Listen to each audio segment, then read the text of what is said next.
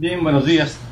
Para mí es un honor y un gusto hablar después de nuestro director, Mark Kennedy.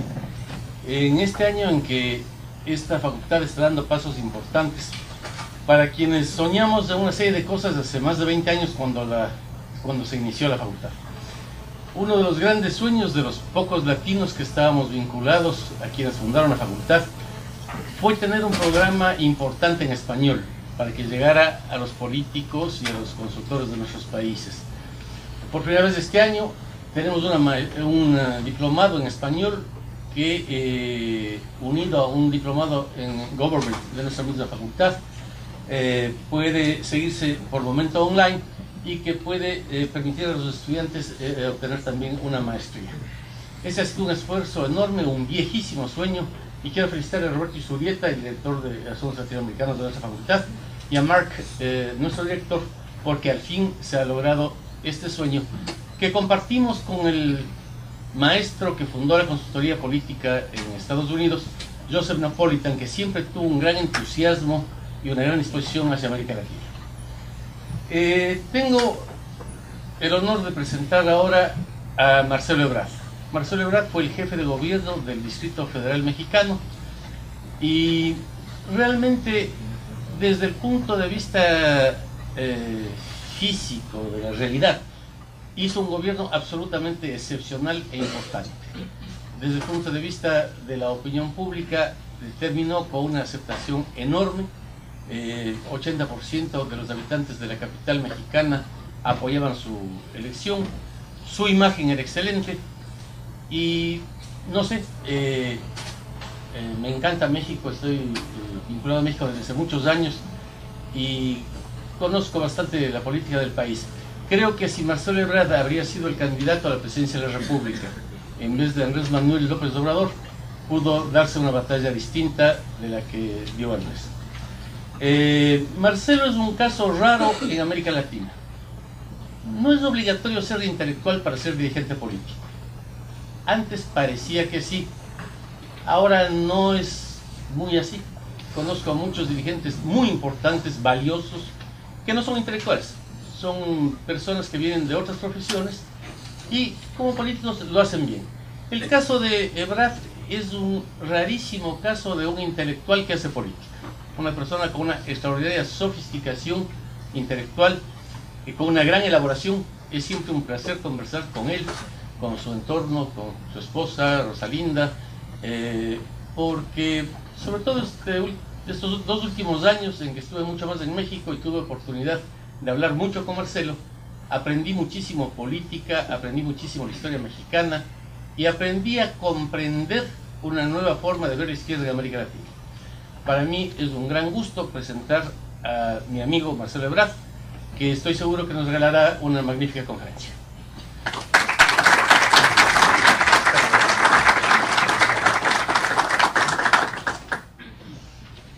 Bueno, muchas gracias por esta inmerecida introducción que hace mi amigo Jaime Durán. Gracias a todos los que han hecho posible que el día de hoy estemos aquí y sobre todo que podamos hablar en español, ¿no?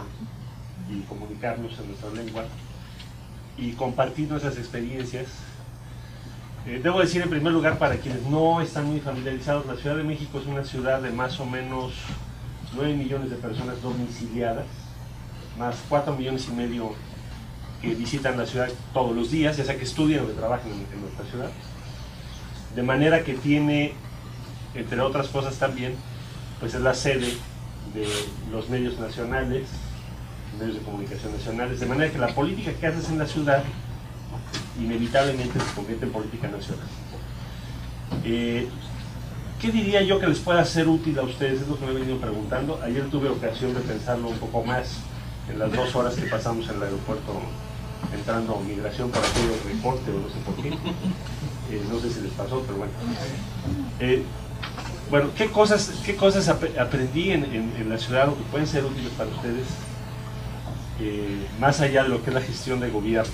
Yo diría que, en primer lugar, muchas de las cosas que esperábamos que pasaran no sucedieron y muchas otras que suponíamos que iban a ser mucho más difíciles de lograr o que podrían enfrentar una enorme división en nuestra sociedad, finalmente sí se pudieron hacer. Es decir, dicho de otro modo, del punto de origen 2006 a donde llegamos en 2012, ahora les voy a comentar más o menos qué es lo que aprendimos nuevo y qué es lo que originalmente pensamos que iba a ocurrir, que finalmente no ocurrió.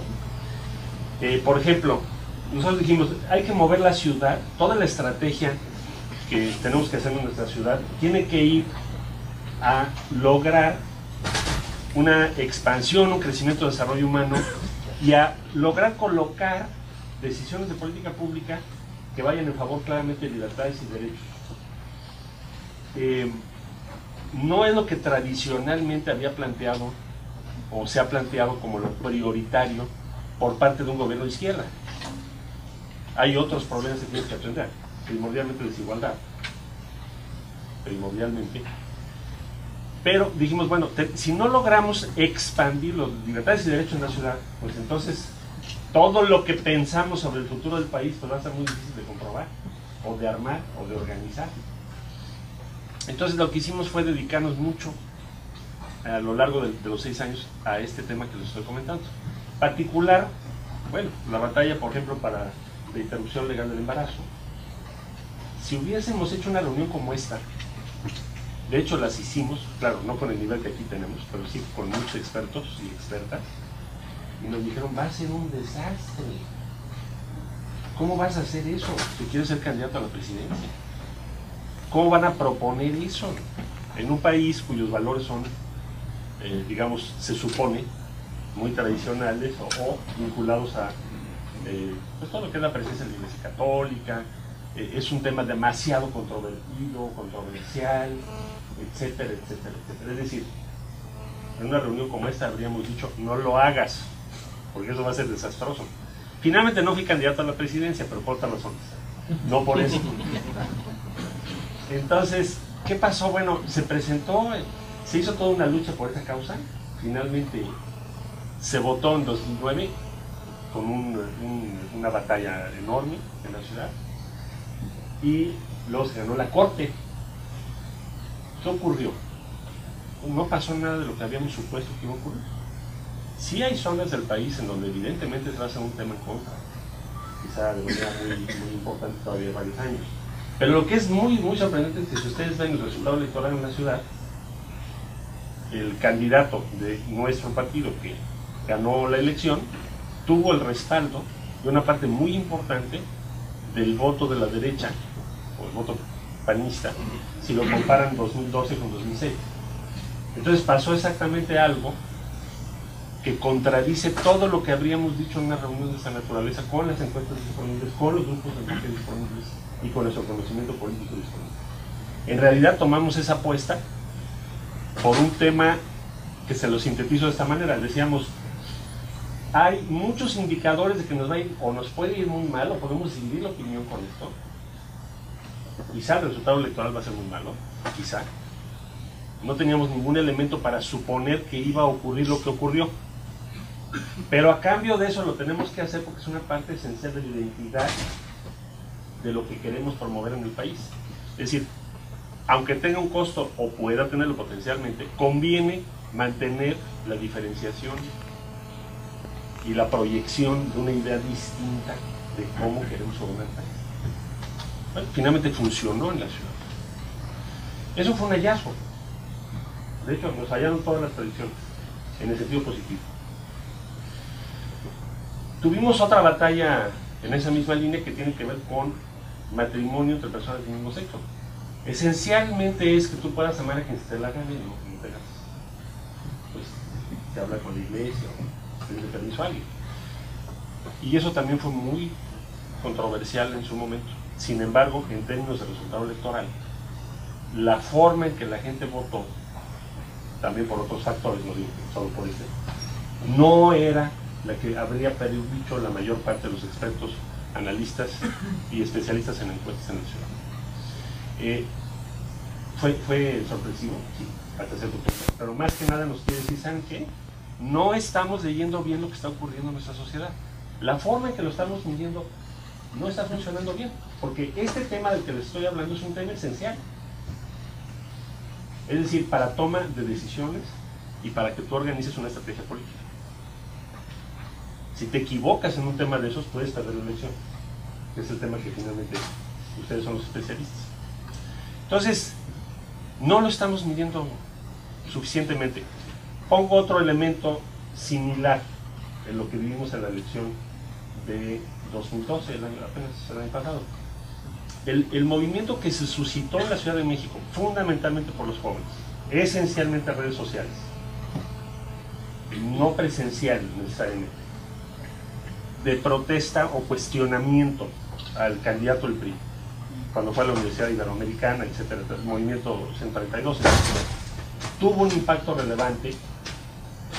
No se molestó alguien, pero tuvo un impacto relevante, y sí lo tuvo muy visible en las intenciones de voto, al menos en la ciudad, en las semanas últimas del proceso electoral, más allá de lo que cabría esperar que ocurriese. Otra vez, mucha gente en una reunión como esta me diría, no va a tener ninguna influencia, o va a tener una influencia absolutamente marginal. Yo les quiero decir, si dura un poquito más, es decir, si la fecha de la elección hubiese sido no la primera semana de julio, sino un poco más tarde, pues probablemente habrían ustedes visto un switch, un cambio en la intención de voto, por ejemplo, en toda la zona conurbada. Es decir, el actual presidente de México era el gobernador del Estado de México.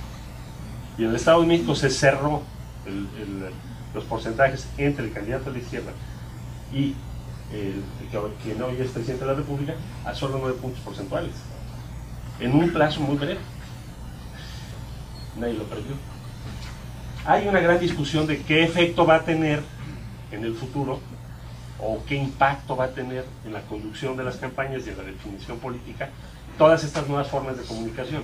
Lo cierto es que tendremos cada vez un número mayor de usuarios, obvio, respecto al acceso a Internet y el acceso a las nuevas tecnologías, y está teniendo ya un efecto político, pero difícil de predecir, y a veces muy difícil también de evaluar hacia dónde va a ser, cómo va a funcionar. Pero sí hay un cambio en el patrón y en la forma en la que se organizan las reacciones políticas en la propia ciudad. ¿Qué tan importante se volvió este tema? Bueno, yo les diría una cosa.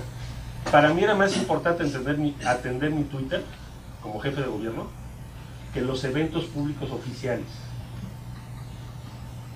A ese grado llegó. Es decir, la forma de comunicarte y el contenido de lo que comunicas cambió totalmente, porque también es un debate toda la red social todo el día. No solo lo que tú digas, sino cómo se genera la agenda en la ciudad. Ya no la generas tú. Es decir, casi mi pronóstico sería, de la mayor parte de las actividades tradicionales de comunicación van a tender a ser cada vez más marginales respecto al debate que todos los días se da vía Twitter o Facebook, que son diferentes tipos de públicos. Y ustedes me dirán, oiga, pero eso es obvio. Pues sí, pero no crean que tanto, porque buena parte de la comunicación que yo veo en México vía Twitter parecen boletines de prensa, que además no tiene que ver con el funcionario. Y la gente no quiere eso, quiere que te metas tú a la red, saben si estás en la red o no estás en la red, y te toma bastante tiempo seguir el ritmo de lo que te están planteando, pero también tiene un impacto muy grande en la propia agenda de gobierno. Entonces, yo digo, el movimiento que se generó por los jóvenes tuvo un impacto mayor al que se suponía que iba a tener, y en buena medida es porque es una nueva forma de comunicación que va a afectar centralmente, de manera muy importante, el futuro de lo que estamos viendo en las grandes ciudades en particular. Eso me queda muy claro. Bien, les diría yo, la ciudad tiene además, y las formas de comunicación, tú tienes que estar en dos ideas como gobernante. Una que es todo el tablero general, que es muy complejo. Si tú pretendes comunicar eso todo el tiempo, no lo vas a lograr. Si la Ciudad de México es como un país, tienes que estar preocupado de que te va a faltar el agua, tienes que reducir el consumo de agua, y eso ya sabes que va a ser muy impopular. Hicimos una gran campaña para reducir el consumo de agua, y ¿qué creen? Se redujo 2%. Se subieron las tarifas de agua, bajó 10% el consumo de agua. Entonces hay que mantener a mediano plazo una decisión para que puedas ir reduciendo el consumo de agua. Ahora, ¿por qué es importante reducir el consumo de agua en la ciudad? Bueno, pues porque importas la mitad del agua. Primera. Segunda, porque tu competidor es el Estado de México. Y tercero, pues porque ahora son los que gobiernan el país. Entonces, claro que te tiene que preocupar cómo se va a distribuir el agua escasa. Entonces, hay que reducir el consumo de agua. Muy bien. Entonces, implica tomar una serie de medidas que son complejas, difíciles de comunicar y que van a tener un costo. ¿Qué tan grande va a ser ese costo? Pues lo tienes que medir. ¿Cómo lo comunicas? Y qué tanto tiempo va a afectar la posición del gobierno. Pero tienes que tomar esas decisiones también. No se trata solo de tomar decisiones que no tengan costo. Pues entonces ya es un gobierno muy superficial. Entonces, tienes que estar en eso. Tienes que estar en cómo vas a garantizar la sustentabilidad de la ciudad. ¿De qué hablo? La ciudad convocó una reunión mundial de ciudades. Hoy en día son 300 ya. Por el cambio climático. Me dirán ustedes, bueno, ¿y eso cómo afecta a la Ciudad de México? Bueno, el riesgo principal de nuestra ciudad es, hoy por hoy en la ciudad, el efecto del cambio climático. ¿Por qué? Porque está cambiando el patrón de lluvia. Y se nos ocurrió hacer una ciudad en un lago. Bueno, no a nosotros, pero el Águila Nacional escogió el lugar. A lo que voy es, tenemos una ciudad en medio de un lago, desecamos el lago, importamos agua y la subimos 1500 metros, quizás en el sistema hidráulico más complejo del mundo. Y ahora, si no teníamos suficientes problemas, está empezando a llover demasiado muy cortos periodos, o bien tiene sequías o escasez de agua en muy largos periodos, al mismo tiempo. Sequía es igual a problemas de abastecimiento. Las lluvias que les digo, ¿qué quieren decir? Que se puede inundar la ciudad a una escala impresionante. Si podríamos tener un cuarto de la ciudad, de la superficie de la ciudad, inundada. Eso es una afectación en México como país y como ciudad, pues equiparable o más grave que lo que pasó aquí en Estados Unidos con Nueva Orleans o en otros desastres parecidos en otras partes del mundo. Bueno, entonces, hay que reducir calentamiento global, tienes que reducir las emisiones de gases de efecto invernadero en la ciudad y hay que comunicarlo porque eso es muy elaborado, muy distante. Bueno, ¿en qué se tradujo esto? La batalla de la bicicleta. Otra de las lecciones, los símbolos. Cuando empezamos la campaña que andaba yo en bicicleta, la gente dijo, ¿esto es para qué? Es simpático, ¿no? Llegó en bici. ¿Qué le pasa? En la Ciudad de México te van a matar. Empezamos por hacer una estrategia recreativa. Decir, bueno, sale, vamos a cerrar el símbolo en la ciudad de la hegemonía del automóvil absoluta. Es que la avenida más bonita de México no puedes cruzarla. Bueno, ya no digo caminarla. Cuando empezamos el gobierno, que es la avenida Reforma. O sea, casi era como decir, bueno, nos vemos del otro. Si trabajabas de un lado Reforma, dices, nos vemos del otro lado para tomarnos un café y nos la rifamos a ver si llegas del otro lado. Porque cruzarlo era un acto de kamikaze o heroico.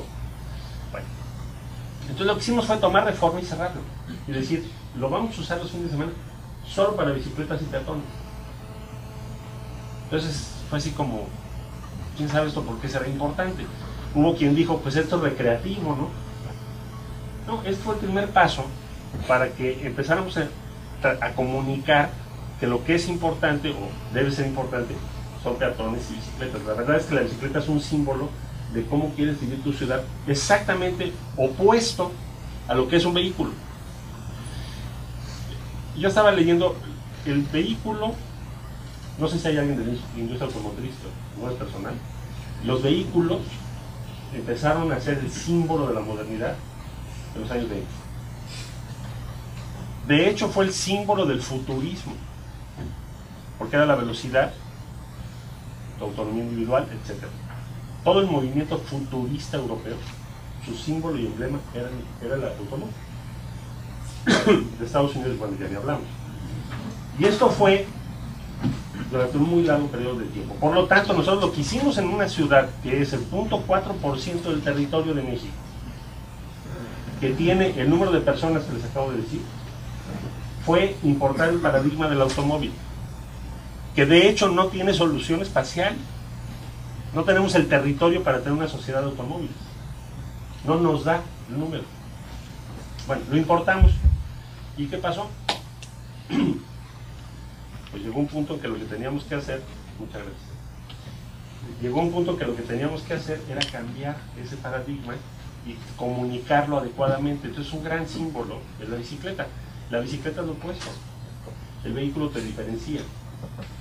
La bicicleta más o menos lo que te hace es acercarte a los demás.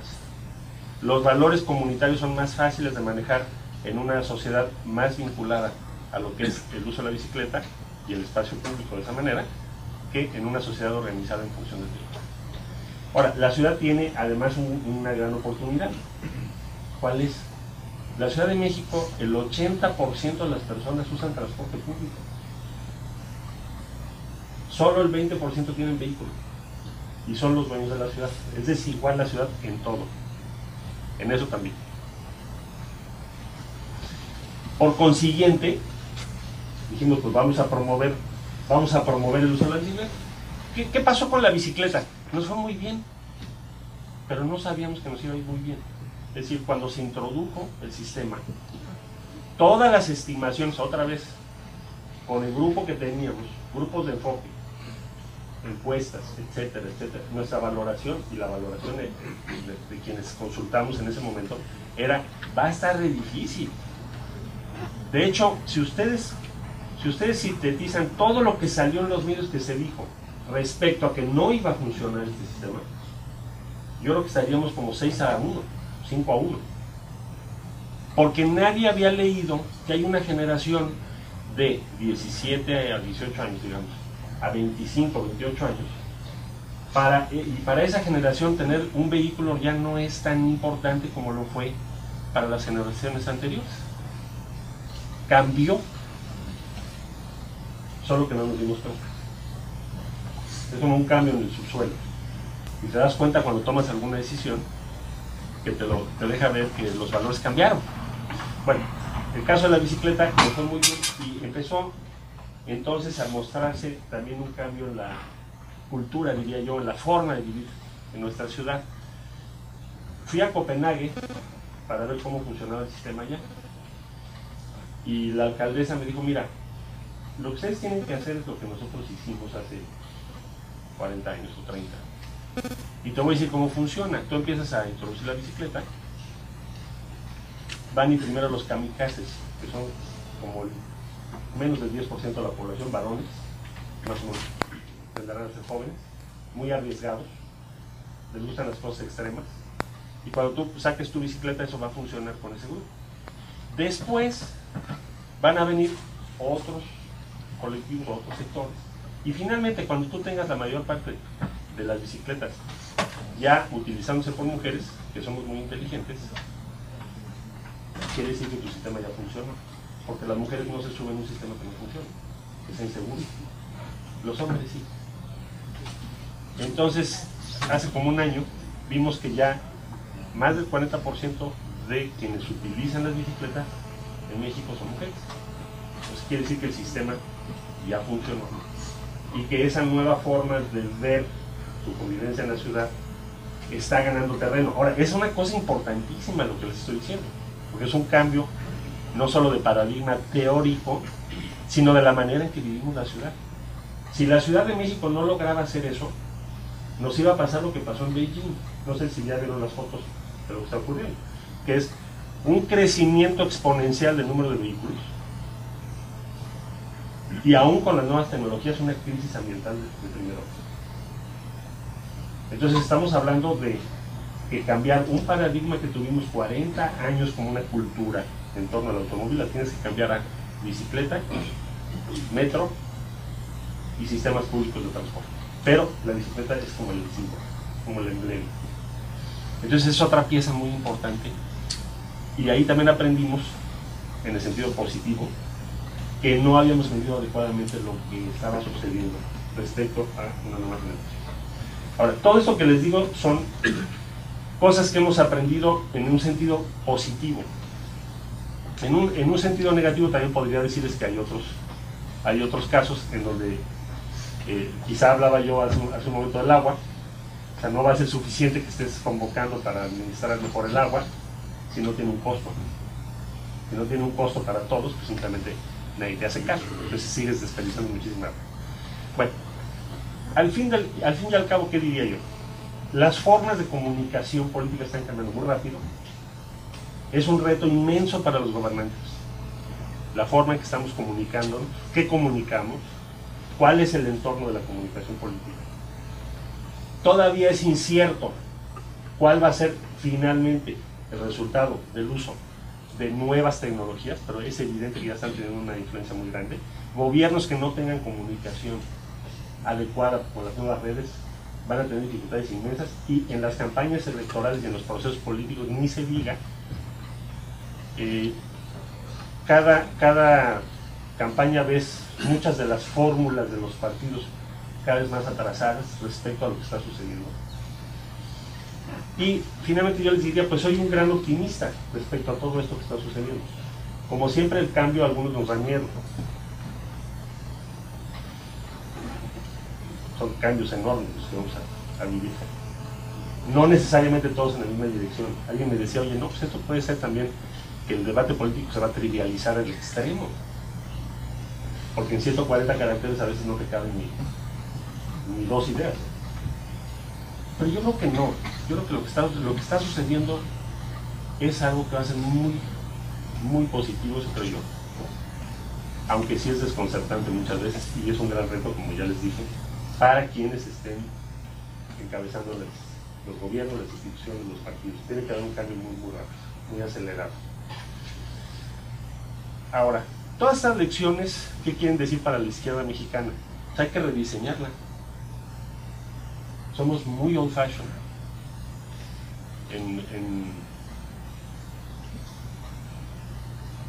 Esto no es muy popular, pero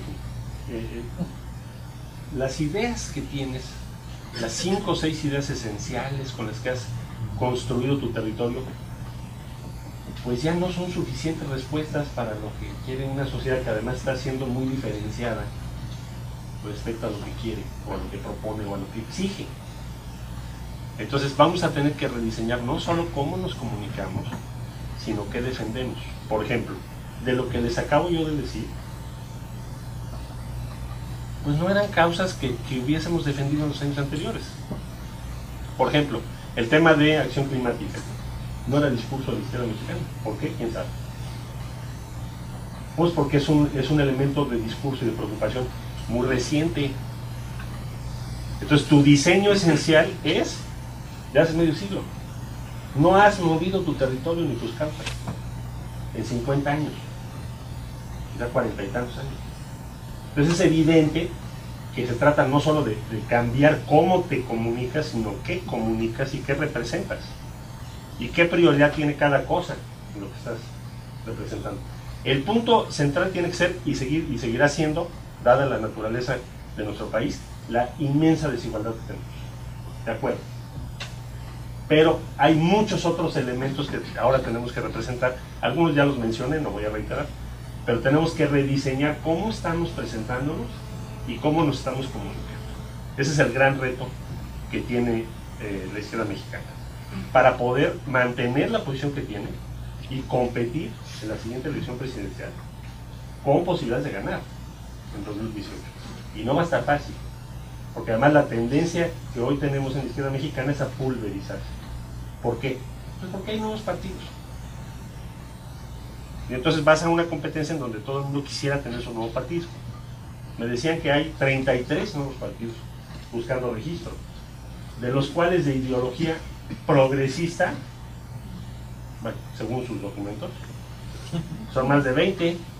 Entonces el reto para los que estamos en la idea desde la izquierda mexicana es, bueno, y después, supongamos que de esos partidos algunos tienen éxito, bueno, pues vamos a tener que reunir a todas esas fuerzas, hacer un frente amplio, decía yo, a la uruguaya, o en fin, el modelo que se quiera, para poder competir hacia el 2018. Bueno, está fácil eso, pero ese es el reto que tiene hoy por hoy la izquierda. Y yo quisiera, si ustedes me permiten, pasar a un diálogo con ustedes. Estas son algunas de las ideas que creo que puedan ser relevantes para ustedes, para lo que ustedes trabajan y para lo que a ustedes les preocupa. Y muchísimas gracias por su atención, y estoy listo para preguntas, comentarios o lo que ustedes quieran.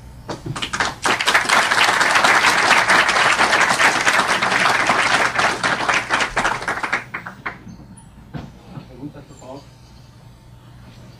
Se identifica el nombre y qué país.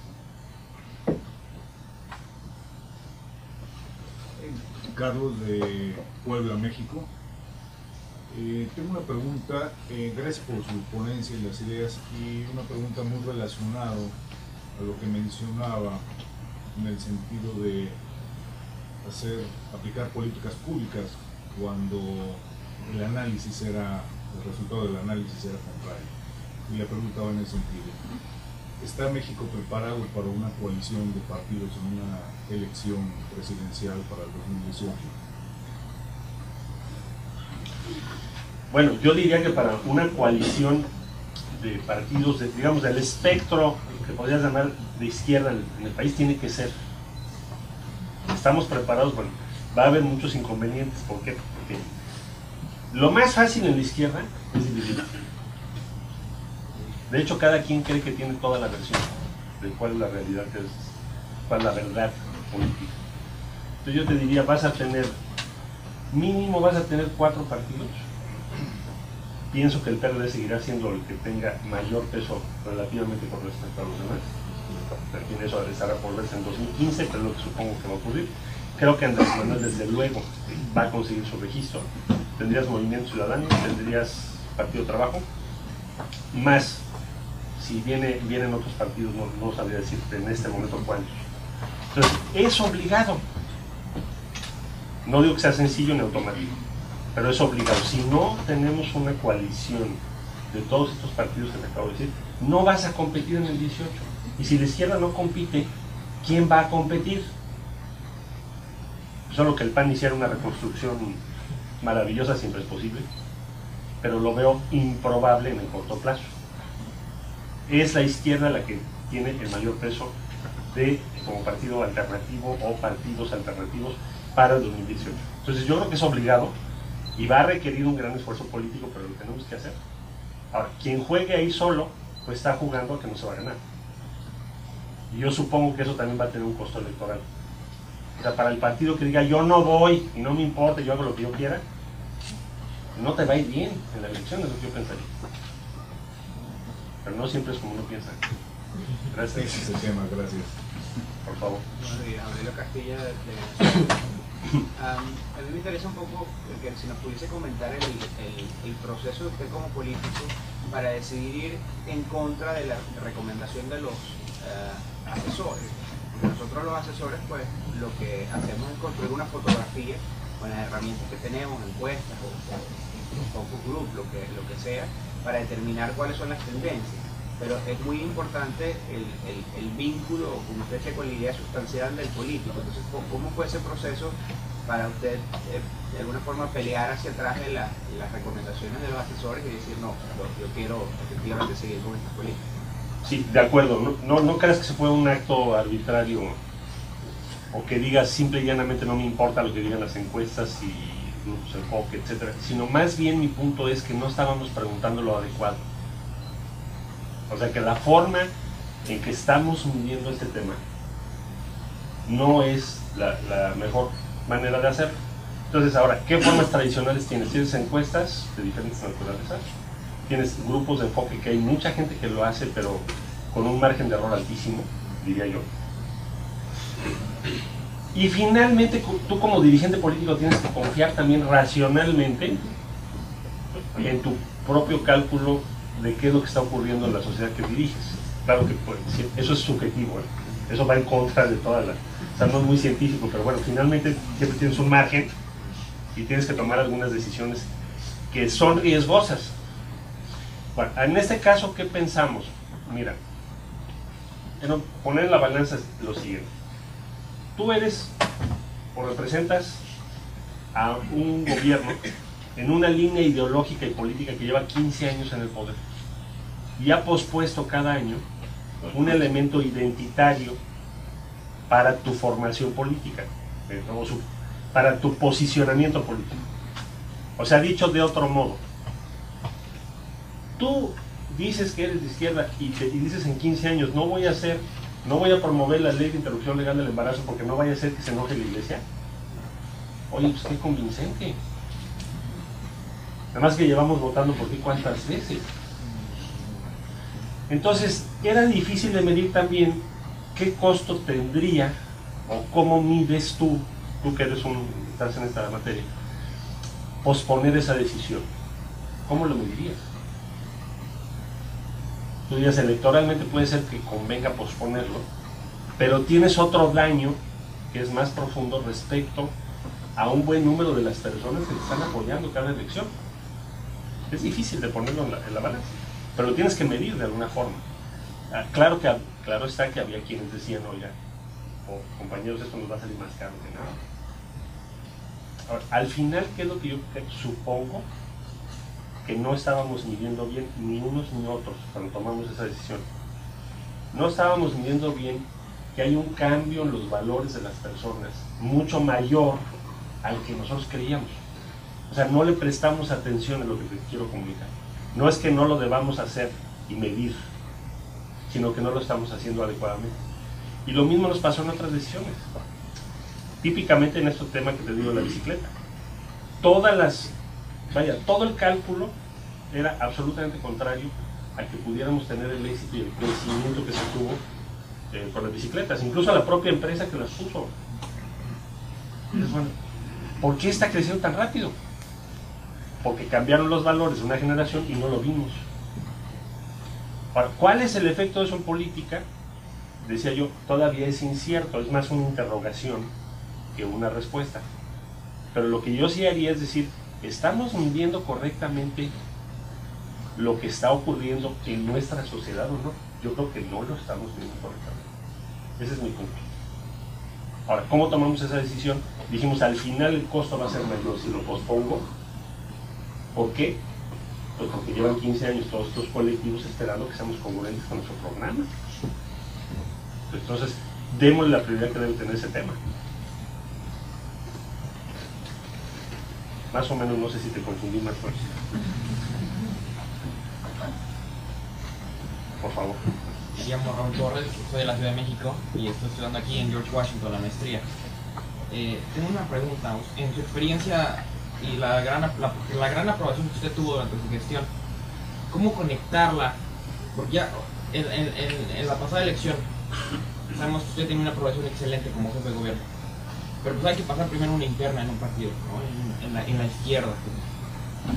Ahora, mi pregunta es, ¿cómo conectar estos logros, este éxito en políticas públicas, cuando uno tiene una carga muy pesada dentro de un partido y que precisamente no se acoplan a esto, ¿no? Que usted se está dirigiendo un poquito más ya al centro, dentro de la izquierda, pero un poquito más al centro, cuando pues hay otras tribus, ¿no? que nada más no lo dejan. Yo creo que es una diferencia estratégica esencial, que no es solo de estrategia de tu campaña electoral, lo que estás tú preguntando. Es decir, hay sectores muy distintos dentro de la izquierda mexicana, pero digamos, hay una parte de la izquierda mexicana que cree todavía o tiene una visión política en donde te imaginas que vas a hacer oposición todo el tiempo. O sea, ¿de dónde viene la diferencia de óptica? Bueno, ¿vamos a hacer oposición los próximos 30 años o queremos ser el gobierno en 2018? Ahora, si quieres ser el gobierno, pues entonces tienes que plantear algo que le haga sentido y que sea aceptable y razonable para una parte del electorado que no vota por ti. Oye, es que eso es te molesta mucho. Bueno, pues así es la realidad. Si tienes un conglomerado y muchos sectores que no están tomando decisiones, y usted lo sabe mejor que yo, en función de los viejos temas que tú representabas, o de 5 o 6 ideas básicas que tú defendías y que ya era muy cómodo defender eso, y ya. Eso ya cambió. Si tú me dices en la Ciudad de México, por ejemplo, ve la reacción ahora con el tema de lo Iztapalapa y los perros, más allá de la broma. ¿Qué hay de fondo ahí? Te cambió la sociedad y no te has dado cuenta. ¿A qué me refiero? El promedio de edad de nuestra ciudad está llegando a 26, 27 años. Eso significa que el número de personas que tienen o están solas y el número de mascotas ha crecido exponencialmente, nada más que no lo hemos visto, porque no tenía una repercusión política. ¿Qué es lo que sucede al día de hoy? Bueno, que tú dices, cualquier tema que tenga que ver con los perros o las mascotas, pero en particular los perros, es muy relevante. No lo era hace 10, 15 años. No era tema. Hoy es tema. Bueno, solo menciono para que nos demos cuenta de cómo está cambiando tu territorio.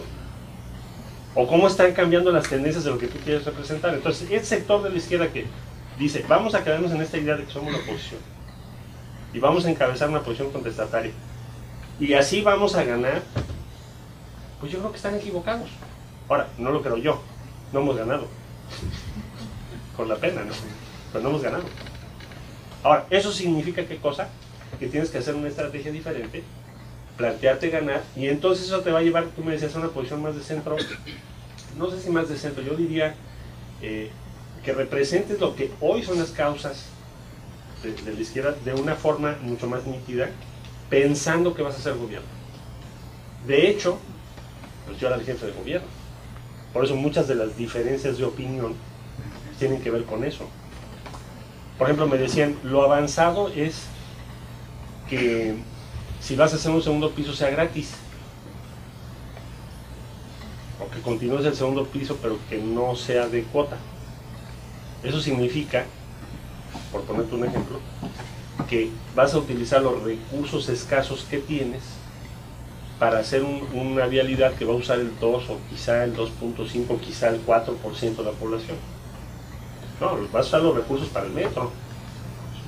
Es otro debate, ¿no?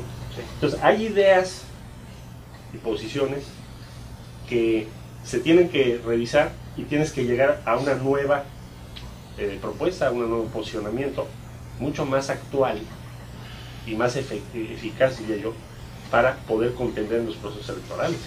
Porque si nos vamos a la posición de que nosotros solo vamos a ser contestatarios y vamos a encabezar la inconformidad nada más, pues quién sabe cómo vas a ganar. No vas a ganar. Entonces ahí es donde está la diferencia de lo. Sí. Allá atrás. Soy Wendy Reyes de Ecuador y quisiera preguntarle en su criterio qué es lo que está haciendo el PRD con este clamor ciudadano que fue el movimiento 132, porque vemos ahí un montón de estos temas de izquierda, de esta nueva izquierda que se está hablando, estas nuevas causas. ¿Están haciendo algo ustedes como partido para capitalizar todo este movimiento y llevarlo a sus bases políticas con mira a las nuevas elecciones? ¿O pues, es como que esto se dividió y se quedó ahí? No, yo creo que tuvo un impacto importante, no sigue existiendo con la misma fuerza y características que tuvo. No diría yo que va a tener una expresión política permanente, orgánica, no. Pero sí tuvo un impacto muy importante en el proceso electoral. ¿Qué tiene que hacer el PRD? Me parece a mí, pues encabezar o representar muchas de las causas que animaron ese movimiento. Eso es lo que debe hacer el PRD. ¿Lo estamos haciendo al 100%? No. ¿Qué es lo que hay que hacer para lograrlo?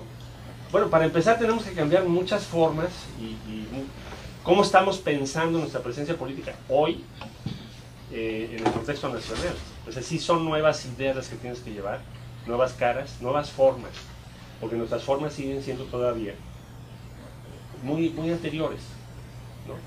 Bueno, es más, si tú te quieres afiliar al PRD, híjole, es un tramitazo. Yo les que digo, del que llega a afiliarse al PRD ya es un acto heroico, y más si es joven. Dice, oiga, ¿dónde está el módulo? No le puedo decir porque es confidencial. ¿Usted de qué grupo es? O sea, ¿cómo? En la época de la red social, ¿no? Entonces, lo que te quiero decir es que todavía nuestro partido está diseñado como se diseñaron los partidos, particularmente de izquierda, desde fines del siglo XIX. Puede ser que alguien se moleste porque yo diga esto, pero así es, porque eran partidos presenciales y los organizados en torno a la sección electoral. No tienen mucho que ver con los partidos más virtuales o digitales que tenemos que construir hoy en día y que además son más aleatorios, ¿eh? Entonces, todavía nos falta un gran esfuerzo para poder representar adecuadamente lo que tú me estás preguntando. Pero sí lo vemos y lo tenemos claro que hay que hacerlo. Si no lo logramos hacer, pues alguien más lo va a hacer. No, vaya, los partidos son un medio, no son un fin. Entonces, si el PRD no se ajusta y no logra representar esto, lo va a hacer alguien más. Pero lo van a hacer, eso sí. Por favor. Licenciado, en su experiencia como servidor público, como jefe de gobierno, ¿qué recomendación usted daría a ahora sí vale la redundancia, a un servidor público en el manejo de su cuenta de red social, Twitter, Facebook o algo. Usted en una ocasión leyó una declaración de que las redes sociales iban a marcar una pauta en la pasada elección presidencial en México. Pero así mismo ahorita me llamó la atención que parte de su agenda cuando era jefe de gobierno también se basaba se tuvo que ocupar más en el Twitter que en algunas otras cosas, ¿verdad? ¿Cuál sería la recomendación para nosotros que estamos trabajando de una otra manera? Perdón, no me presenté, vengo Santillo, Héctor Reyes. Estamos trabajando de alguna manera con personajes de la política local, nacional. Tenemos que asesorar a este tipo de personas, pero en su experiencia, ¿cuál sería la recomendación en ese aspecto? Mira, yo creo que cambia radicalmente la forma de relación entre quienes estábamos gobernando y nuestra sociedad. Y trato de explicar en qué. Primero, tradicionalmente, el hecho de que tú fijaras la agenda era una ventaja inmensa para quien estaba en el gobierno. O sea, lo que importaba era lo que el gobernante decía. Todavía puede ser no digo que eso haya desaparecido, por supuesto, pero va a reducirse cada vez más. Tienes que estar preparado para entender, es un tema de quien está en esa posición, para entender que tú ya no fijas la agenda más que solo en una parte. Bueno. Segundo, te tienes que hacer a la idea de que no tienes tiempo para contestar o para impulsar. Las cosas son inmediatas. O sea, tú no puedes entrar a Twitter y tardarte no sé cuánto tiempo, suponiendo que vas a organizar una reunión para ver qué respuesta vas a tener. Eso hace que las cosas sean mucho más ágiles, mucho más rápidas. Pero tienes que estar preparado, no todo el mundo tiene esa preparación. Es más, casi nadie, yo te diría. Porque varios de mis funcionarios yo les decía, oye, pues métete a Twitter. Pero luego ya me quedé pensando y dije, pero no creo. O sea, es otra lógica esto, ¿no? Bueno, entonces, mucho es una actitud en ese sentido, ¿no? Si te metes quiere decir que tienes que contestar, tienes que hacerlo muy rápido, tienes que dialogar y a veces tienes que debatir. O sea, ya no es a través de tu dirección de comunicación social, sino que tú directamente vas a tener que debatir con la gente o preguntarles cosas. Oigan, ¿cómo ven que hagamos esto? Y sí, la gente contesta. Claro, hay unos muy activos, en fin, también hay de todo, ya sabes que la red es así, ¿no? Pero yo diría que es un cambio muy sustantivo, de la forma de hacer política, digamos. No quiero hacer un símil, pero hazte cuenta cuando apareció la radio, es decir, tú antes todo lo hacías presencial en mítines, con discursos era muy importante ser orador. Cuando apareció el radio, bueno, fue un cambio muy drástico. Yo creo que estamos en un momento como ese. Y ojalá te sean útiles esas cosas. Por allá, por favor. Mi nombre es Mauricio García, soy de la Ciudad de México también. Sí.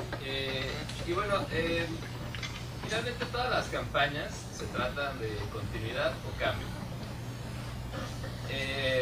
Mucha gente no se acuerda, pero en 2000 Andrés Manuel ganó la elección en la Ciudad de México por el 1%. Si no mal recuerdo, usted ganó cerca de por el 25%. Y ahora Miguel Ángel Mancera ganó por más del 40%. Y si hoy Miguel Ángel Mancera es jefe de gobierno, pues se debe, yo creo que en un 99% gracias a usted, en dos partes, a su gestión y también pues, al apoyo que le dio al candidato. Mi pregunta es en torno, ¿cómo se vivió esa parte del proceso electoral de la Ciudad de México? En el sentido de, en primer lugar, ¿qué le vieron a Miguel Ángel Mancera? ¿Cómo fue la decisión de apoyarlo? Y en un segundo lugar, ¿cómo es que el candidato logra, en este caso, montarse en esta bandera de la continuidad, pues, finalmente basada en su figura, ¿no? Híjole, me vas a meter en problemas con los números. No, yo diría que Miguel fue y es fue un candidato muy bueno y es un jefe de gobierno con un nivel de aceptación muy alto. Ahora déjame decirte cómo se llegó a esa decisión. Bueno, se hizo un acuerdo de que se haría efectivamente una encuesta abierta. Es decir, eso no había pasado en el PRD. Todas las elecciones habían sido directas.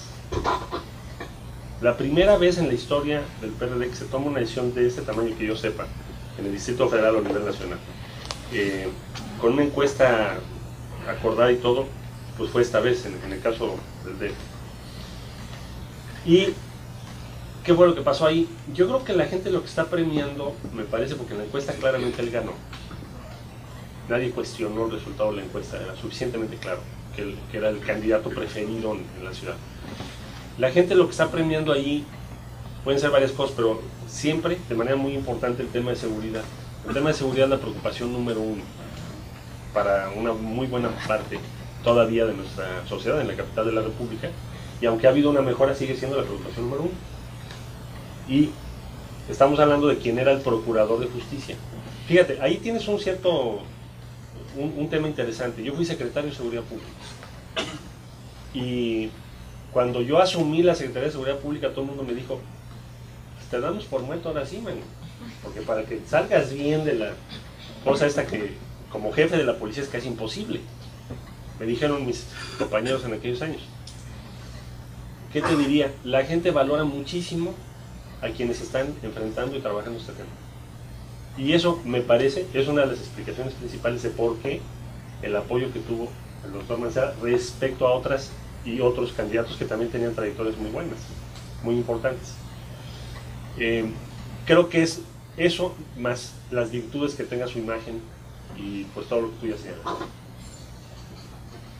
Creo que el hecho de que haya sido una encuesta, que no haya habido conflicto y que correspondía la encuesta naturalmente con la opinión general, trajo consigo un resultado todavía más favorable para Mancera que si hubiésemos tenido otro escenario, por supuesto. Es decir, adicionalmente tuviste como un bono, es decir, porque no tienes conflictos, tienes un candidato que es razonable. ¿Razonable qué quiere decir? Que no fue el más cuate de Marcelo, o que no impuso este cuate a quien se le dio la gana, o que no llegó porque nada más fue un arreglo con López Obrador, y ya sabes, todas las posibilidades de historias, sino que fue alguien que sí tenía la opinión mayoritaria en la ciudad. Entonces eso también contó para ampliar, creo yo, su ventaja. Amén de otras cosas que seguramente tú ya analizaste, pero yo creo que todas esas que te estoy diciendo influyeron de manera importante. El método tuvo mucho que ver. Y eso me lleva a otro punto, que es cambiar la metodología en la izquierda de definición de quiénes son los candidatos. Tenemos que ir a otro sistema totalmente distinto al de elecciones directas. Ya no me meto en ese tema, pero las elecciones directas tradicionales en nuestros partidos y particularmente en el PRD han sido desastrosas. Y un sistema de encuestas bien organizado puede ser maravilloso para mejorar tus resultados. Pensando en un futuro, a mí me gustaría saber si usted está dispuesto a declinar su postulación a la presidencia para que Mancera se lance como candidato presidencial. Todavía no empiezo ya que se decline.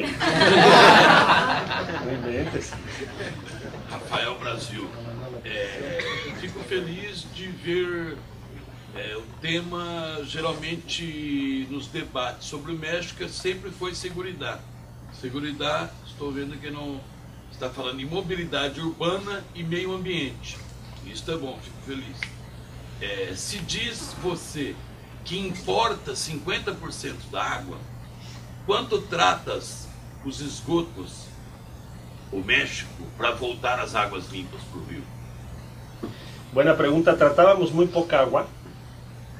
O sea, para ponértelo en cifras, la Ciudad de México tiene un consumo de más de 62 metros cúbicos segundo. Y estábamos tratando como 7, pero en resumen, más o menos para principios del año entrante, la Ciudad de México va a estar tratando el 62% del total del agua que es consumo. Porque es una planta de tratamiento que se está construyendo, gobierno federal, gobierno de la Ciudad de México y gobierno del Estado de México, que va a tratar más o menos 23 metros cúbicos por segundo. Yo creo que es una de las plantas de tratamiento más grandes de América Latina.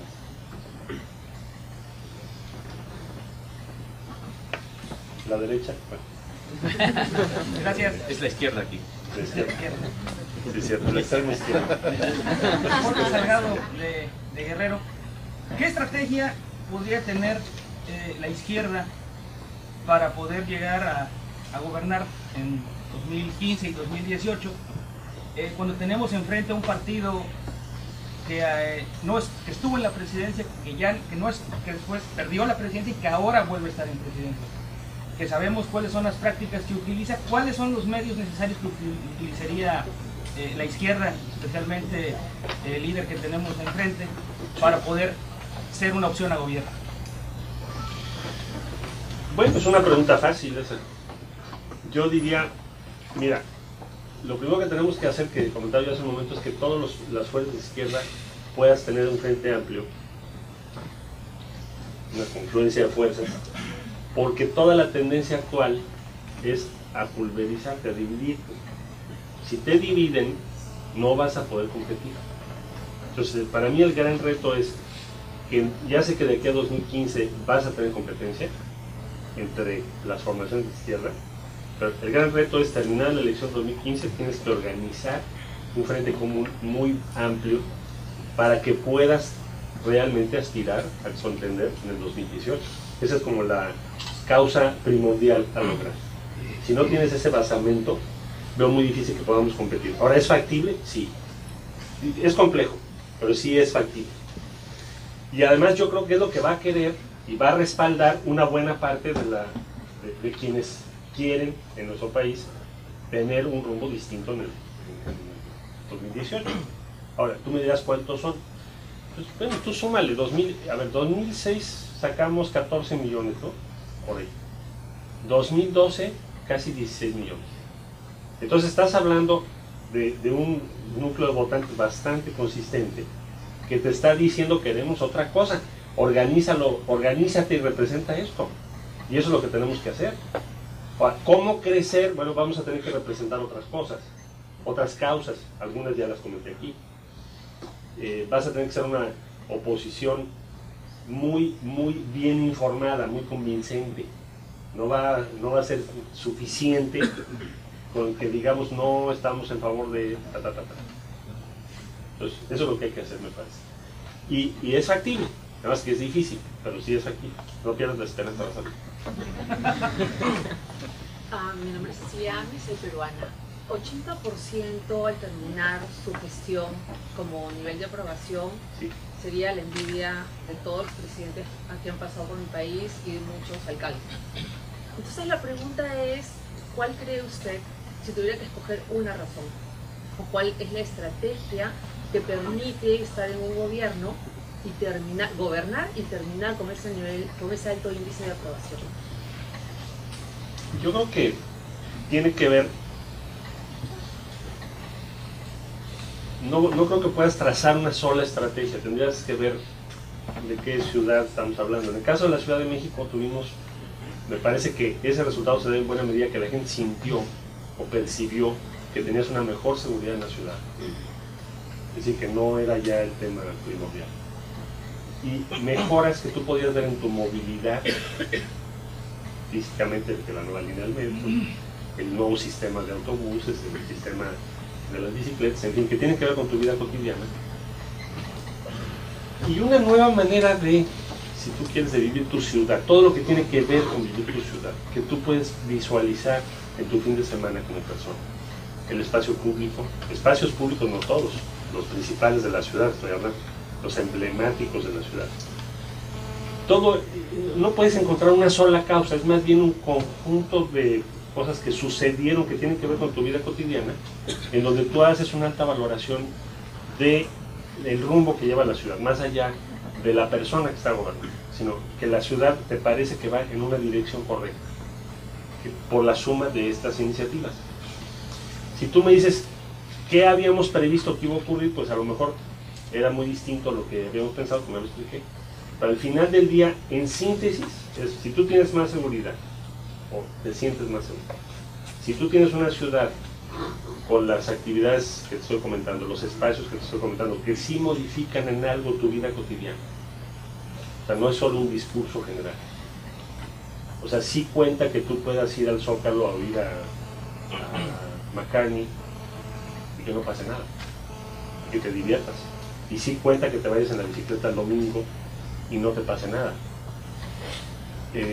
También cuenta desde luego que hay empleo y que la economía vaya bien, pero digamos que la economía fue razonablemente bien. Hay muchas ciudades de América Latina que les ha ido mucho mejor en economía, que no tienen la misma evaluación. Entonces me parece que ese es el punto central. Gracias. Renzo Lombilla de Ecuador. Usted nos hablaba de varias estrategias que usted utilizó y sobre todo ideas que le dieron resultado, pese a que la parte estadística y los otros grupos tal vez no dieron resultado o no fueron bien enfocados. Bajo esa perspectiva, estamos dejando a un lado el discurso de la ideología de derecha e izquierda, nos estamos yendo ya a un discurso y a una concreción en ideas de tipo progresista tal vez. Yo lo que te diría es que las ideas por las cuales, a lo que vas, las razones por las cuales la gente está tomando decisiones respecto al proceso electoral y a la propia evaluación de su gobierno, ya no te caben en las 10 ideas que teníamos pensadas, esto es izquierda y esto es derecha. A ver, te pongo un caso. Pues, uno de los debates más importantes en la Ciudad de México hace un año, ¿cuál crees que fue? Pues, si prohibimos las corridas de toros o no. No sé, ¿a quién le gustan los toros? Vivos a mí. ¿A quién no nos gustan los toros? Como ustedes verán, es un tema que puede ser muy polémico, ¿no? Porque además no es nada más que te guste la fiesta brava, sino todo lo que está alrededor de la... A mí me llegó a ver un gran amigo y me dijo, si tú haces eso, no te vuelvo a hablar en mi vida. O sea, se puso la cosa tremenda, porque es algo que es muy importante para las personas. Ese debate te marca territorios totalmente distintos. Tú podrías decir, ¿qué decimos? ¿Que los que están en favor de las corridas de toros son de derecha y los que quieren que se prohíba son de izquierda? No sé cómo lo quieras definir, porque no funciona así. O sea, lo más probable es que si haces un análisis de otras variables, te vas a dar cuenta que no es de derecha o de izquierda lo que define eso. Nada más que ese tema es mucho más importante para muchas personas de izquierda que qué va a ocurrir con la reforma hacendaria, que es un tema muy complejo, muy distante y a veces poco comprensible. Eso te va a quedar claro cuando te suban el IVA, ¿no? Pero mientras, pues es algo muy hipotético. El cambio climático, pues igual. Entonces lo que te quiero decir es, los cambios que están ocurriendo es que fijas tu postura, ya no en base a 10 ideas que teníamos, sino en base a, o con atención en temas específicos como los que te estoy diciendo, que más o menos te permiten ir agrupando cómo se dan los posicionamientos políticos hoy en día. Entonces, desde mi punto de vista, eso es lo que está ocurriendo y eso es lo que no hemos podido o no hemos todavía aprendido a leer correctamente. Pero la tecnología te lo hace posible. Es infinitamente más complejo que lo que era el comunicarte adecuadamente. Yo sé que las elecciones pueden ser continuidad cambio, pero la gestión del gobierno o el posicionamiento de un partido es mucho más complejo porque tienes que estar todos los días sobre estos debates y sobre qué le importa a la gente. Y no necesariamente sobre lo que tú habías pensado que era importante. Es muy interesante lo que está ocurriendo. Sí. Juan Gentil de Argentina. Quería preguntarle simplemente si la recolección de residuos urbanos es un problema en la Ciudad de México y problemón. No sé, también lo es. ¿Cómo se siente? Mira, la Ciudad de México produce 12,000 toneladas al día de residuos. Y lo que se trató de resolver en primer lugar es qué haces con esos residuos. Entonces teníamos un lugar que se llama Bordo Poniente, que es un tiradero que estuvo a cielo abierto. Estás hablando de 70 millones de toneladas de basura ahí. Entonces lo que se hizo fue cerrarlo y ahora un grupo privado, después de un concurso, etcétera, etcétera, van a recuperar el gas para reducir las emisiones de gases de efecto invernadero. Ahora, ¿qué se está haciendo con los residuos? ¿Los estás empacando? Como ya separas todo lo orgánico de lo inorgánico, estás produciendo composta a gran escala, que antes no se producía. O sea, recuperas lo orgánico. ¿Cómo lo separas? Por día. ¿Lo hace la gente o lo hace el recuperador? No, tú lo recuperas. O sea, el gobierno de la ciudad tiene todo el sistema de recuperación. Pero lo organizamos por días porque no podíamos tener camiones, autobuses, es muy caro, se duplica el costo, ¿no? Entonces, simplemente lo hicimos por día y ha funcionado razonablemente bien en la ciudad, la gente ha participado bien. Entonces, todo lo orgánico lo estás transformando lo inorgánico lo estás empacando, estás reutilizando una buena parte, y yo diría que ya estamos en un camino de un uso mucho más eficiente de lo que teníamos hace 5 años. Yo diría que hace 5 años estábamos muy atrasados y que dentro de un año estaremos razonablemente avanzados respecto a lo que hacen otras ciudades del mundo. Pero si es un problema serio, 12.000 toneladas, imagínate. Disculpen, la última pregunta y luego pasamos al refrigerio. Ah, sí. ¿Hay refrigerio? Sí. Buenos días, Enrique de la Torre de Aguascalientes. Desde su perspectiva, la izquierda o el PRD, ¿qué tan cerca puede estar ahorita del gobierno de Enrique Peña Nieto? Y si en las últimas semanas hemos visto las declaraciones que han sostenido usted y el presidente del partido, ¿va encaminado a buscar la presidencia usted del partido político? Sí, yo diría que, mira, yo veo que el PRD está hoy demasiado cerca. O sea, ¿qué te va a pasar? Que muy pronto, si yo te pregunto cuál es la diferencia, me vas a decir, pues no sé, en términos de posicionamientos.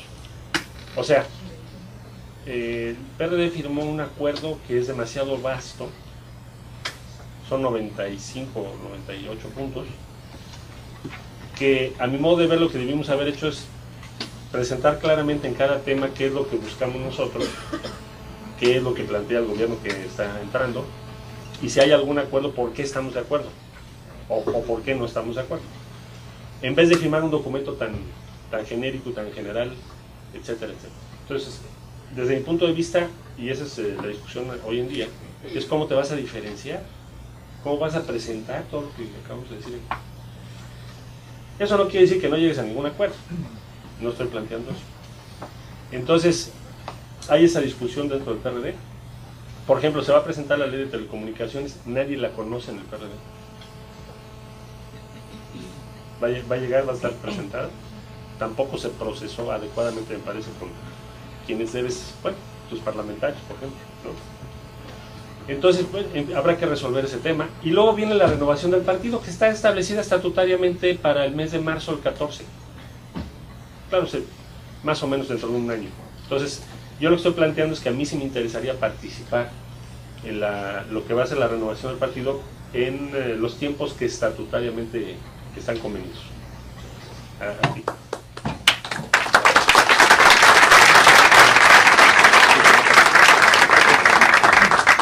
En primer lugar, gracias a todos ustedes por haber venido, pero muchas gracias, Marcelo, por esta oportunidad. Nosotros aquí en George Washington University hemos puesto un enorme esfuerzo durante muchos años para construir este programa, y está basado, en primer lugar, gracias al apoyo de todos y cada uno de ustedes, pero el apoyo de personas como tú, políticos de América Latina que son serios, que han tenido una enorme labor, pero también que tienen el interés de contribuir a la formación y a la discusión constructiva del futuro de nuestros países, de nuestras ciudades. Y tenerte a ti ha sido muy importante para nosotros. Quiero agradecerle a Jaime Durán, a Santiago Nieto, que han hecho posible que estés aquí, decirte que esta es tu casa, que nosotros somos un instituto multipartidista. Esto es todo lo que podamos hacer contigo, con tus seguidores, con tu partido, así como los demás partidos. Esta es la casa de todas aquellas personas que quieren construir y fortalecer la democracia, hacer un país mejor. Ahora vamos a pasar al momento más importante, que es el momento de las fotos. Lo vamos a hacer aquí al lado del Coffee Break. Y antes de irme, yo sí quisiera hacer una reflexión basada en la pregunta de la compañera, que me parece muy importante, cuando te preguntaba cómo se logra el tener una popularidad, salir de las funciones con una popularidad tan alta. Y esto me parece muy importante porque es lo que cada político serio, responsable aspira. Me acuerdo cuando trabajé con el presidente Álvaro Colón de Guatemala, ganamos la elección, le felicité y me dijo, felicítame cuando termine. Y los políticos serios lo tienen muy claro, o sea, no es solamente cuestión de ganar, sino de hacer un trabajo y que ese trabajo tenga un poco la aceptación popular. Con respecto a la pregunta, yo diría lo siguiente. Primero, lastimosamente depende de cómo está la situación económica y qué es lo que pasa en cada una de las funciones de las que vas para esos años. O sea, a ti te tocó una crisis económica dura, a Chávez le tocó una enorme bonanza petrolera, a Correa, entonces es distinto cuando estás gobernando, sea de alcalde, de gobernador, de ministro, de presidente, si la situación económica de tu país es boyante o es restrictiva. Cuando es boyante, en general, sin ser que te encuentre en una foto nocturna haciendo cosas no muy tolerables, lo más probable es que te va a ir bien, podrás ser reelegido, podrás poner al siguiente. Es una situación envidiable para los que estamos en este tipo de trabajo. Pero el trabajo que tú hiciste, eso es mucho más complejo. Cómo hacer una labor en una situación, digamos, de crisis económica internacional. México, para los amigos, por eso aquí tengo algunos amigos de Ecuador, que es un país petrolero, no tienen idea lo que sufrió México en la crisis económica. Y los de Guatemala, aquí hay unos pocos de Guatemala. Guatemala es un país importador de petróleo. Pues fueron años muy duros. O sea, los países exportadores sufrieron una caída de los precios del petróleo de 150 a 100, pero los precios el costo de producción del petróleo está dependiendo en dónde lo estás extrayendo, entre 7 y 12 dólares. O sea, tienen un colchón muy cómodo. Pero el resto de países sufrió mucho. México sufrió mucho, y México, la Ciudad de México sufrió, además, recordemos, la influenza, que tuvieron que cerrar la ciudad durante una semana. Entonces, la pregunta es sumamente válida. En circunstancias como estas, ¿cómo haces para terminar bien? Y perdón porque me gustó tu respuesta, pero me siendo una pregunta tan importante, yo diría lo siguiente: hay que ser serios. La impresión que yo tengo, viendo, gracias a ustedes, un panorama general de toda América Latina, cuando tú tienes un político como tenemos ahora, un político serio, este es un hombre inteligente, un hombre responsable, un hombre que tiene sus prioridades claras, que sabe que por supuesto estamos en la política, nos gusta ser populares, pero ante todo nos gusta cumplir nuestro deber y hacer nuestro trabajo bien. Organizamos las cosas de la mejor manera posible, no las organizamos políticamente. Nos rodeamos de profesionales serios que cumplan su trabajo. Hacemos lo mejor posible. La impresión que yo tengo es que los ciudadanos terminan fácilmente reconociendo y agradeciendo la seriedad. Que cuando ven un político que más allá de las dificultades, esa persona está ahí al frente al barco haciendo lo mejor posible para que las cosas salgan lo mejor posible. Y ese mejor posible termina siendo suficiente y la gente lo termina respaldando. Si a eso le sumas características inherentes al liderazgo, que es el caso de Marcelo, y por eso ha sido un honor y un privilegio que Marcelo venga a este evento e inaugure este evento, que va a ser toda una semana que vamos a estar aquí hablando de estos temas, eso sin lugar a duda es un paso adicional. Las características inherentes del liderazgo, que lo que nos hacen es llevarnos a la gente y mirar hacia adelante, y la gente le sigue. Y por eso mismo, nuevamente, a nombre de George Washington University, ha sido un verdadero gusto, un honor tenerte como expositor principal en la inauguración de este seminario. Marcelo, muchas gracias. Esta es tu casa. Gracias por la invitación.